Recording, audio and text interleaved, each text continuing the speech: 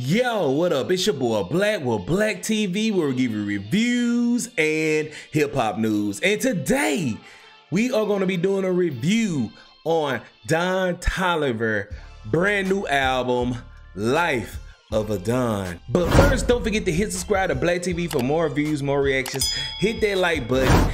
And in the comment section below, who you think is the best melodic artist in hip hop or R&B? Do you think it's Future? Do you think it's Playboi Carti? I hope not. Put that in the comment section below and let me know. So without any further ado, let's go ahead and do a deep dive in Don Toliver's Life of a Don, because he thinks he's a Don, he's a kingpin, he's a yeah. The first time I actually listened to Don Toliver was his single, Life After the Party, on his debut album, Heaven or Hell. And I'm not gonna lie, that song is very catchy. It plays on the radio all the time, well it used to.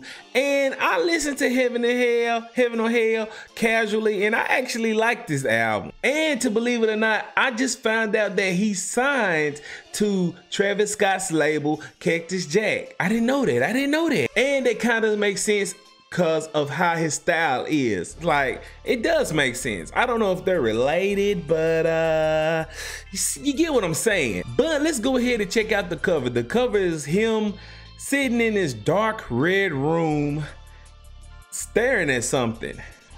I don't know what he's staring at, but kind of scary. This cover has nothing to do with the album. I mean, the aesthetics of how it sounds, it looks like that, but it doesn't, like, I don't know why he chose that. But let's go ahead and talk about what I actually like about this album, because it's not a lot I actually like about this album. Majority of the instrumentals sound great, even though some of them sounds the same and here and there.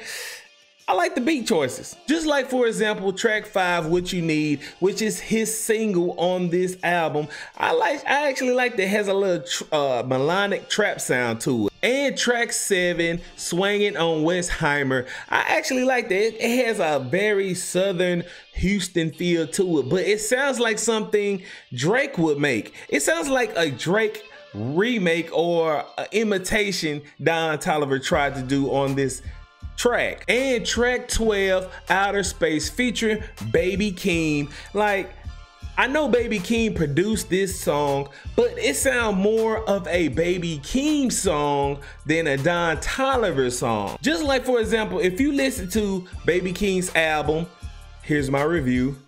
If you listen to BEGGIN's album, you know, majority of his album have a lot of switch ups here and there, and that's what he does on this track. And I don't know if that's the style he's going for as a producer, producing other people's songs, but y'all know how I feel about people sounding like other people on other songs. You know how I feel about that. And track 13, Smoke, featuring HVN and Sofago, would have been my favorite song on the album. The beat sounds good, it's very catchy, very simple, but when Sofago came at the end, he just crashed the whole song. I still like the song, it's just they could have did without Sofago at the end on the 3rd verse, like the very end. They kept him at the very end of the song. Track 3, Way Bigger, is the only song that I actually like Don Toliver, how his flow is. All the other 15 tracks on this album sounds terrible vocally. Track 8, Drugs and Hella Melodies, featuring Kali Uchis. I'm sorry if I murdered you. Uchis. Stop it. Get some help. Is that how you say it? That is the only feature I like on this whole album. He has Travis Scott, Kali Uchis, BEGGIN, HVN, Sofago, and Travis Scott again. Everybody sounds terrible on it as a feature, but I will say vocally, she sounds the best on this album. She actually sounds the best. She actually is the highlight of the album.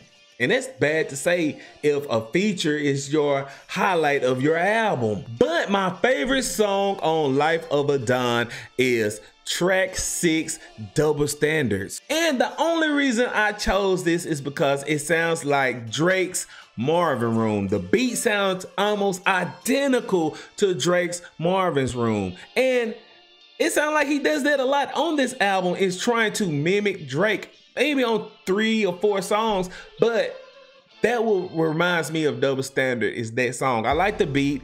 I kind of like how he delivered his flow on it, but overall, that's it. All right, let me go ahead and talk about my dislikes.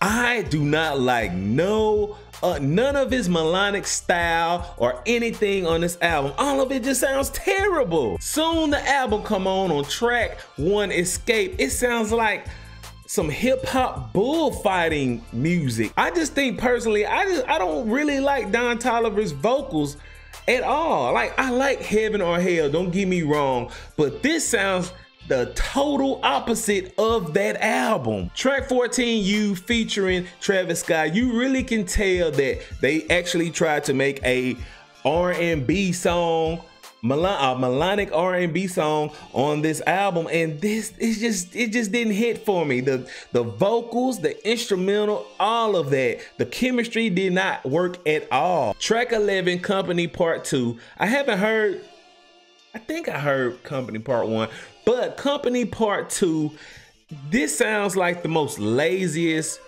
production, writing song on the whole album. It's not my least favorite, but if I had to pick, like, you can tell just off of the production, the beat sounds like an 8-year-old made it.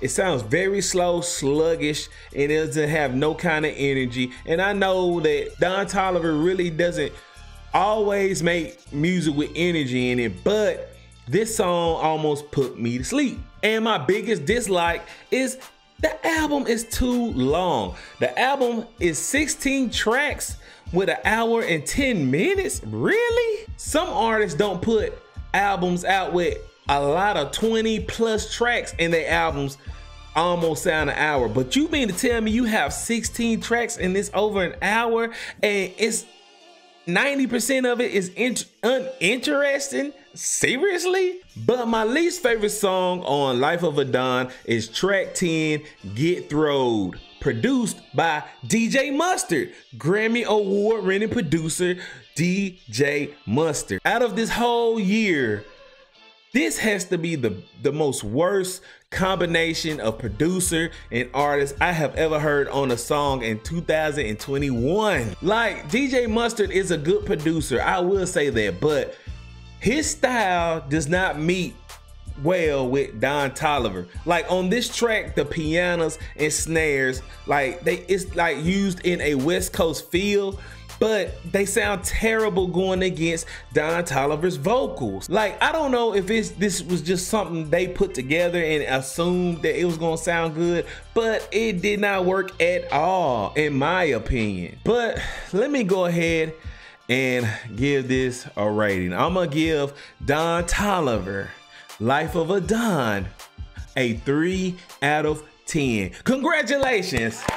You're the worst rated score of 2021, Don Toliver. Congratulations, congratulations. Like, this is terrible. This is terrible. There's nothing I would recommend an average listener to this. Like, maybe a couple of songs, like his single, you know, What You Need. I actually like that. I haven't seen the music video. I actually like that. Track 7, Swangin' on Westheimer.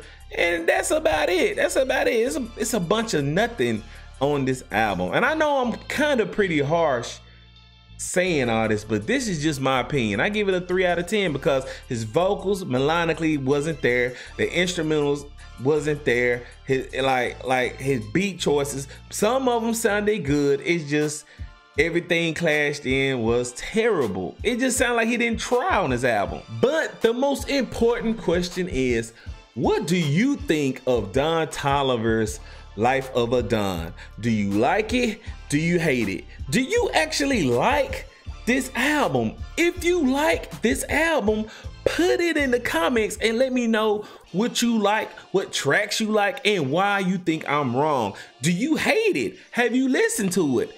Put that in the comment section below. Don't forget to hit subscribe. Follow me on my social media. Everything is in the description. And until next time, I holla. Next time on Black TV. I gotta clean my ears after listening to this.